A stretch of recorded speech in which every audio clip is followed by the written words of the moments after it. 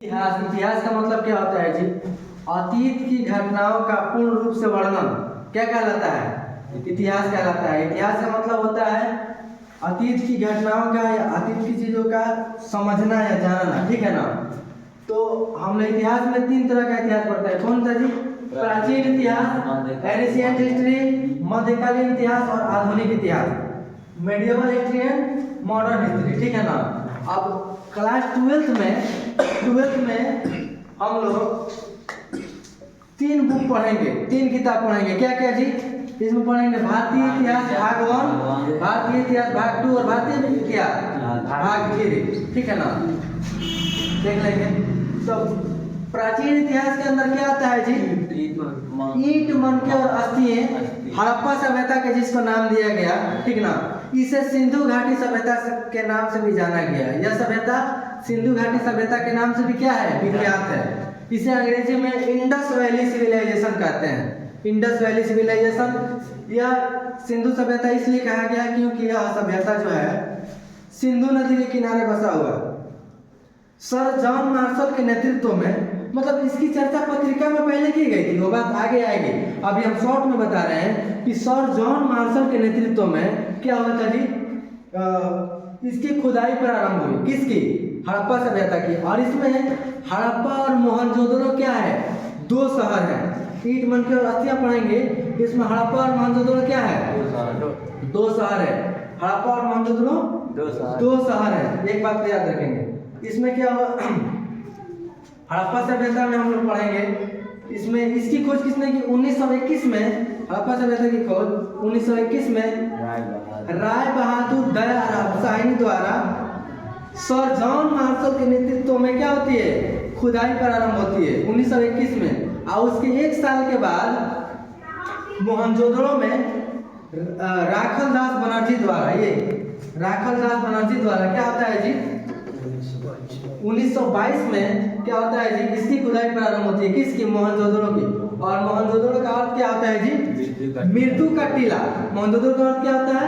मृत्यु का टीला। एक बात हम लोग याद रखेंगे, एक बात को खास तौर से याद रखेंगे कि हड़प्पा सभ्यता में कोई भी चीजें लिखित प्राप्त नहीं हुई, लिखित साक्ष्य वहां नहीं मिले। मतलब एक अनुभव के आधार पर इस सभ्यता का वर्णन किया गया। एक बात को हम लोग याद रखेंगे, इस बात को हम लोग आप लोग याद रखेंगे कि उसमें लिपि, मतलब लिखित चीजों में लिपियां मिली थी। लिपियां, जिसको क्या कहा जाता है जी? जिसको ब्राह्मणी और क्या कहा जाता है? खरोष्ठी। 2 तरह की लिपियां मिली थी। कौन कौन सी लिपियां मिली थी? एक ब्राह्मणी, एक खरोष्ठी। 2 लिपियां मिली थी। जिसको मतलब खास करके ये लिपि मिली, खरोष्ठी लिपि मिली। ब्राह्मणी तो बहुत कम जगह मिली, लेकिन हड़प्पा सभ्यता में जो है खरोष्ठी लिपि मिली। खरोष्ठी लिपि को कैसे लिखा जाता था, क्यों नहीं समझ में आया? इसका भी रीजन है कि खरोष्ठी लिपि जो होता था ना, उसको इस तरह से दाएं से बाएं, दाएं से बाएं, इसको क्या कहते हैं जी? खरोष्ठी लिपि को। खरोष्ठी लिपि कैसा लिखा होता था? दाएं से बाएं की तरफ लिखा होता था, ठीक है ना? दाएं से बाएं की तरफ। उर्दू, जैसे मुसलमान लोग उर्दू लिखते हैं ना, जैसे मतलब जिस तरह से उर्दू लिखा जाता है, उर्दू की भाषा नहीं थी। भाषा तो खरोष्ठी लिपि, खरोष्ठी थी। और उसको दाएं से बाएं हम लोग क्या करते हैं जी? बाएं से दाएं लिखते हैं ना। हिंदी इंग्लिश को क्या करते हैं, या संस्कृत को क्या करते हैं? बाएं से दाएं लिखते हैं। उसी तरह से जैसे संस्कृत एक विषय एक भाषा है, उर्दू एक विषय एक भाषा है, अंग्रेजी, उस तरह से एक खरोष्ठी भी क्या थी? एक लिपि थी, ठीक ना? और एक बात याद रखेंगे कि इसमें हम लोग प्राचीन इतिहास में ही ईंट, मणके और अस्थियों के बारे में पढ़ेंगे। ईंट, मणके और अस्थियां क्या थी? जब कराची से, मतलब शॉर्ट में समझ लीजिए, जब कराची से लाहौर के बीच रेलवे लाइन बिछाई जा रही थी, हम लोग को पता है कि भारत पाकिस्तान विभाजन से पहले, मतलब पाकिस्तान भारत का ही कभी हिस्सा हुआ करता था, मालूम है ना? तो उसमें क्या हुआ ना कि कराची और लाहौर के बीच जो रेलवे लाइन बिछाई जा रही थी, उसमें क्या हुआ कि कुछ ईंटें मिली, प्राचीन ईंटें मिली, कुछ साक्ष्य मिले, मतलब कुछ पुरानी चीजें मिली। तो भाई खुदाई के दौरान, तो भाई कहने का मतलब है कि मिली चीजें, तो उसमें मिली तो मतलब ऐसा लगा कि हाँ भाई देखिए, मतलब कुछ समझ में आया कि मतलब पुरानी प्राचीन ईंटें और कुछ साक्ष्य मिल रहे हैं, तो कुछ ये कुछ पुरानी सभ्यता लगती है, ठीक है ना। उसके बाद से पुरानी सभ्यता लगती है, फिर इसको जो है इससे पहले इसकी पत्रिका में चर्चा की गई, ठीक है ना। तो इस तरह से ये सभ्यता धीरे धीरे क्या हुआ, धीरे धीरे सभ्यता का विकास और विस्तार हुआ, ठीक है। और मन के एक तरह का जो पत्थर होता है ना, एक तरह का पत्थर जिसको हम लोग सेल खड़ी कहते हैं, इस पत्थर को क्या कहते हैं, सेल खड़ी, सेल खड़ी।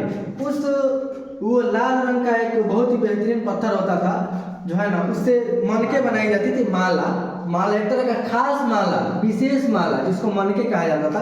वहाँ पे जब हम लोग पढ़ेंगे ना, लास्ट में हम लोग का आएगा कि हड़प्पा सभ्यता में अब अस्थियां का मतलब होता है, अस्थियों का मतलब होता है कि लाश होता है, मृत्यु, मतलब ऐसा कुछ होता है ना। तो उसमें जो होता है ना, उसमें शवाधान होता था, शवाधान।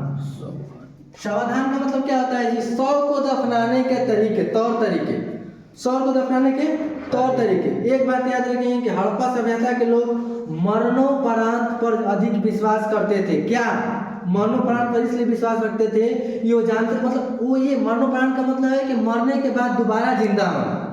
तो अपनी दैनिक और एवं विलासिता की चीजें, मतलब जो चीज वो प्रयोग करते थे, जो चीज वो अपने दैनिक जीवन में प्रयोग करते थे, उसको अपने मृत्यु नहीं अपने मतलब उसको मृत्यु के समय उसको अपने पास रखते थे। तो समाधान 3 तरीके से होता था। समाधान किस तरीके से होता था जी, समाधान 3 तरीके से होता था।